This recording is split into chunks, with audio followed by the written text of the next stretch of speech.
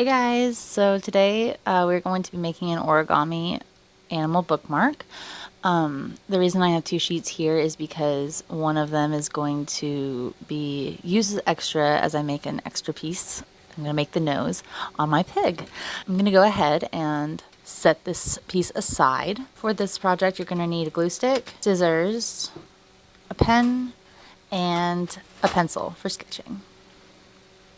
We'll go ahead and put that to the side and we're going to flip it over now. Bring that piece over.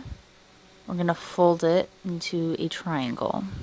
Now you want to make sure everything lines up very well. In origami, it's all about the folding, and so you want to make sure that the lines are even. So this is what you want it to look like. Now we're going to take up this half and we're going to go ahead and fold it halfway to the point, like that.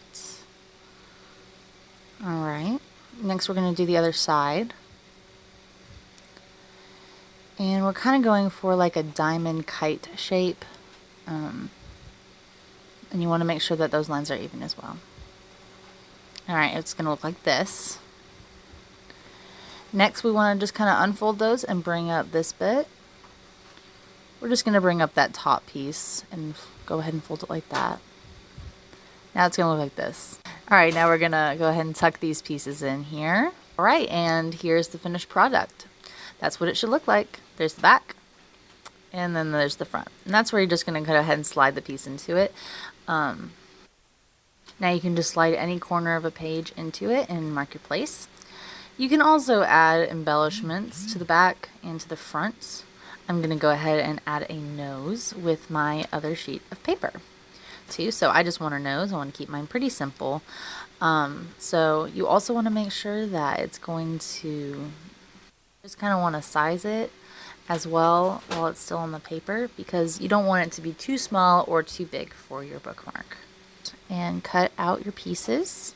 Okay, so go ahead and set aside your extra paper.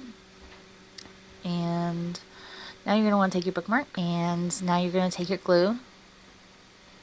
Go ahead and get some glue on the back of that. And now we're just going to stick it onto the front. Mine went right smack in the middle. And so there it is. Now what I want to do with the pen, you can also use a Sharpie, is I want to go ahead and, well, make the lines for the nose. Then I'm going to make a thick outline around it just to give it some detail, just to really make it pop.